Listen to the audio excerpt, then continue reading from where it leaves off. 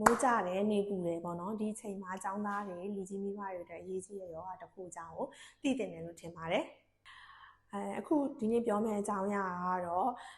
ကလေးတွေမှာဒုက္ခအပေးဆုံးသွေးလွန်တုပ်ကွေးယောဂအကြောင်းကိုပြောမှာပဲဖြစ်ပါတယ်ရှင်ကဲသွေးလွန်တုပ်ကွေးဆိုတာဘာကောင်ကြောင့်ဖြစ်တယ်လို့ထင်လဲ comment လေးမှာသိရင်ဖြေခဲ့လို့ရပါတယ်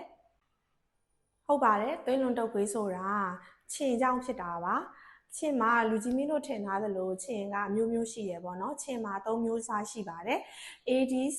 Anopheles Culex လို့ခေါ်တဲ့ခြင်၃ကောင်ရှိပါတယ်ဒီသွေးလွန်တုပ်ကွေးဆိုတာကတော့ Aedes လို့ခေါ်တဲ့ခြင်မျိုးစားနေပေါက်ဖွာလာတဲ့ Aedes aegypti အမျိုးအစားကြောင့်ဖြစ်ကြတဲ့ယောဂပဲဖြစ်ပါတယ်အဲဒီ Aedes aegypti ခြင်အမျိုးအစားက dengue virus ကိုသွက်ဆောင်လာမယ်အဲဒီ dengue virus ကိုတည်ဆောင်လာတဲ့ခြင်ကလူတွေကိုကိုက်လိုက်မယ်ဆိုရင် dengue ယောဂဆိုတာကြီးဖြစ်ပွားလာတာပေါ့နော်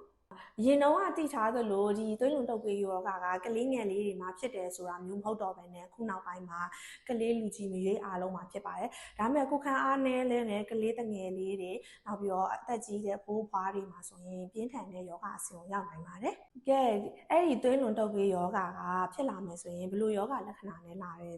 နိုင်လဲ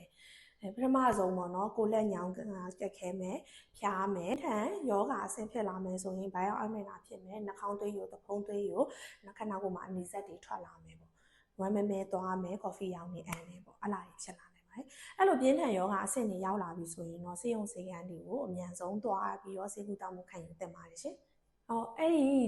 သွေးလွန်တုပ်ကွေးယောဂမဖြစ်အောင်ပေါ့နော်ကာကွယ်ရမယ့်ဟာတွေလှုပ်ဆောင်ရမယ့်ဟာတွေအများကြီးရှိတယ်ပေါ့နော်အဲ့လိုဟာလေးတွေလှုပ်ဆောင်လိုက်တာနဲ့